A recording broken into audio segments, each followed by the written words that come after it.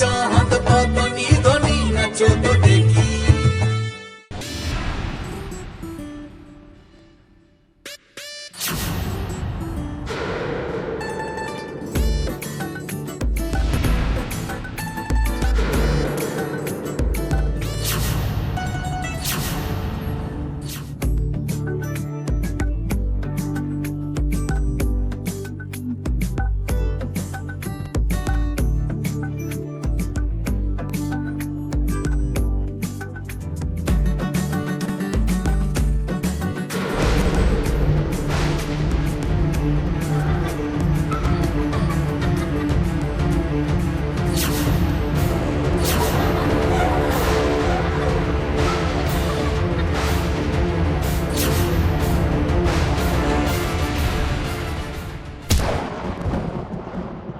সোহাগ, সোহাগ,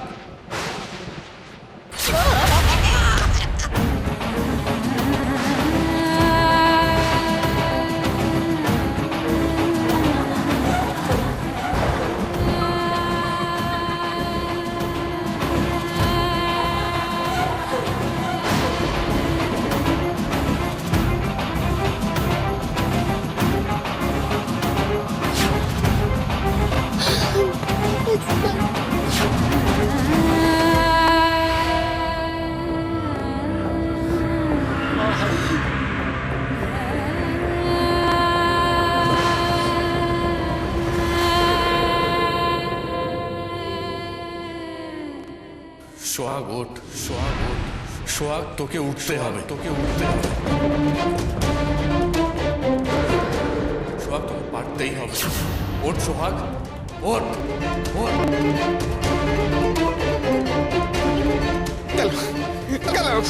কেন চপ কেন লে বিল্লু মাসি তো বানমাসি হয়ে গেল। পচার সম্মুখে তো পা কাটতেই হবে সোহাগ, কিচ্ছু করার নেই। সোহাগ তোকে পারতেই হবে। ওঠ সোহাগ, ওঠ সোহাগ।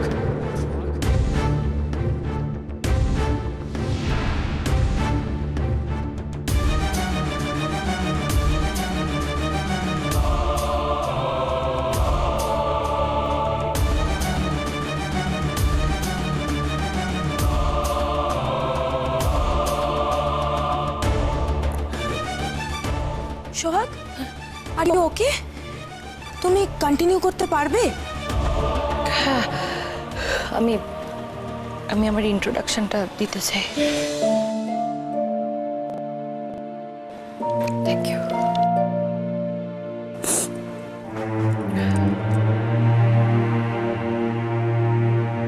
নমস্কার, আমার নাম সোহাগ মিত্র। আমি একটি খুব সাধারণ মধ্যবিত্ত পরিবারের খুব সাধারণ একটি মেয়ে। আর এখানে বাকি 5 জনের মতো আমার বাড়িও হরিপুরে। এখানেই আমার পড়াশোনা, এখানেই আমার কর্মস্থল। আমি জানি আপনারা সবাই হয়তো ভাবছেন যে এত বড় একটা স্টেজে আমি পড়ে গিয়ে তারপরেও কি করে আবার ইন্ট্রোডাকশন দেওয়ার সাহস দেখাচ্ছি। কিন্তু এই ইন্ট্রোটা না দিলে না আপনারা অনেক কিছুই বুঝতে পারবেন না, অনেক কিছুই জানতে পারবেন না। যেমন আমিও বুঝি না এই ফ্যাশন বা মডেলিং সম্পর্কে, না আমিও সেরকম কিছু বুঝি না, বিশ্বাস করুন। কিন্তু আগ্রহ জন্মেছে সেদিন, যেদিন স্পন্সর ব্যাংকের কর্মী হয়ে আমি এখানে অডিশন নিতে এসেছিলাম। সেদিন একটা খুব খারাপ ঘটনা ঘটে, আর সেটা দেখার পরেই আমার মনে হয়েছিল যে আমার ওই কথাগুলো বলা খুব দরকার। সেদিনকে না চোখে আঙুল দিয়ে বোঝানো হচ্ছিল যে রোগা চেহারার অবিবাহিতা মেয়েরাই সেরা পরমা হওয়ার উপযুক্ত। সেদিন সৌন্দর্যের না একটা কেমন যেন বাধা ধরা গণ্ডি বানিয়ে দেওয়া হচ্ছিল।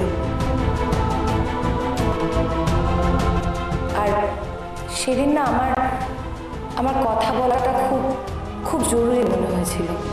আর আমার মনে হয়েছিল যে এই ভুলটার বিরুদ্ধে আমার রুখে দাঁড়ানো উচিত।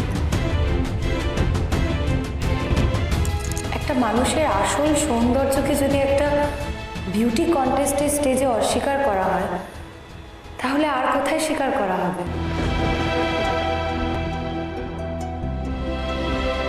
মেয়েদের পোশাক বা তাদের চেহারা নয়, আমার মনে হয় মেয়েদের মনের সৌন্দর্য আর মানবিক গুণ, এটাই তাদের সেরা পরমা করে তুলতে পারে।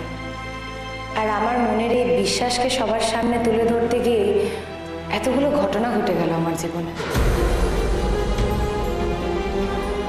হ্যাঁ, আমি চেয়েছিলাম যে সব ধরনের বা সব রকমের চেহারার মেয়েদেরই এই প্রতিযোগিতায় অংশগ্রহণ করার জন্য একটা সুযোগ দেওয়া হোক, এবং সেটা হয়েছে। এজেন্সি এবং স্পন্সর ব্যাংক আমার সেই প্রস্তাবকে মেনে নিয়েছে, এবং তার জন্য আমি ভীষণ কৃতজ্ঞ। খাতায় কলমে আমায় বিশ্বাস করার জন্য আমি সত্যি সবার কাছে খুব কৃতজ্ঞ। কিন্তু বাস্তব কিন্তু পুরোপুরি আলাদা। যতই ওপর বলি না কেন, যতই করি না কেন, বাস্তবে কিন্তু একটা মোটা মানুষ অপদস্থ হলে সবার বেশ মজাই লাগে।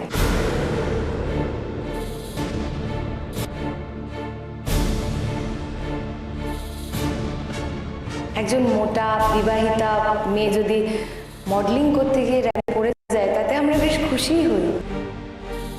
কেউ কিন্তু ভাবি না যে মেয়েটার ব্যথা লাগলো কিনা, বা মেয়েটা পড়ে গিয়ে কষ্ট পেল কিনা। তাই প্রথমেই না একটু হেসে নেয় সবাই।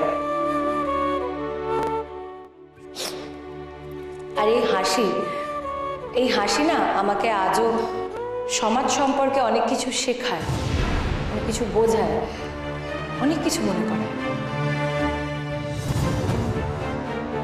যাক, সেসব কথা বাদ দিন। আজকে আমি এই র্যাম্পে বা এই সিলেকশন রাউন্ডে কোনো আশা নিয়ে আসিনি। মানে যে মেয়ে জীবনে প্রথমবার স্টিলেটও পরে র্যাম্পে সাহস করে হাঁটার, সে আর কি করে সিলেকশনে সিলেক্ট হয়ে যাবে এই আশাটা রাখবে বলুন? আমি সেদিন যাদের জন্য মুখ খুলেছিলাম, রুখে দাঁড়িয়েছিলাম, তাদের জন্য না আমার এখানে আসাটা বা তাদের প্রতিনিধি হয়ে সামনে দাঁড়ানোটা না আমার খুব প্রয়োজন ছিল। তাদের সম্মান জানাতে না আমাকে এখানে আসতেই হতো, তাই আজ এসেছি। তাছাড়া ফ্যাশন শোতে কিভাবে পারফর্ম করতে হয় তার কোনো অভিজ্ঞতাই আমার নেই। তবু একবার যখন এসেছি, আমি কিন্তু আমার মতো যথাসাধ্য চেষ্টা করব।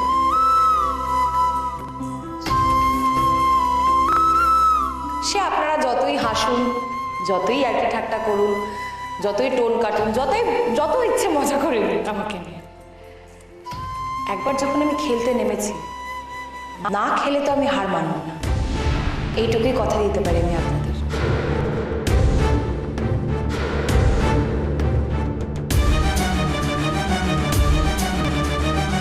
আমার কথা শোনার জন্য ধন্যবাদ।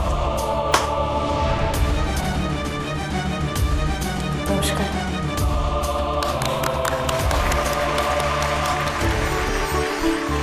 আমাদের প্রথম রাউন্ড শেষ হলো, এখন রেজাল্টের পালা। জাজেরা আর কিছুক্ষণের মধ্যেই আমাদের রেজাল্ট ডিক্লেয়ার করবেন, আর জাস্ট কিছুক্ষণের অপেক্ষা।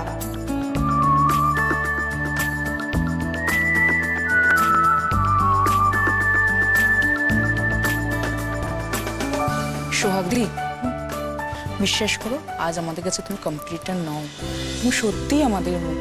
আজ তোমার জন্য বিভিন্ন জেলায় যত প্লাস সাইজ বা ম্যারিড পার্টিসিপেট আছে, তারা আজ কম্পিট করার সুযোগ পেয়েছে। আজ তাদের সবার কাছে তুমি জিতে গেছো, তাই তাদের সকলের হয়ে তোমাকে থ্যাংক ইউ। থ্যাংক ইউ কেন বলছো? তুমি আজকে খুব সুন্দর পারফর্ম করেছো দেবারতী। তা করলেও আমি কিন্তু আজ এখানে জিততে আসিনি সোহাগদি, শুধু সবাইকে বলতে এসেছি আমার নিজেকে খুব সুন্দর লাগে দেখতে। প্রত্যেকেই আজকে দারুণ পারফর্ম করেছে, কিন্তু নিয়মত তো আমাদের একজনকেই বেছে নিতে হবে।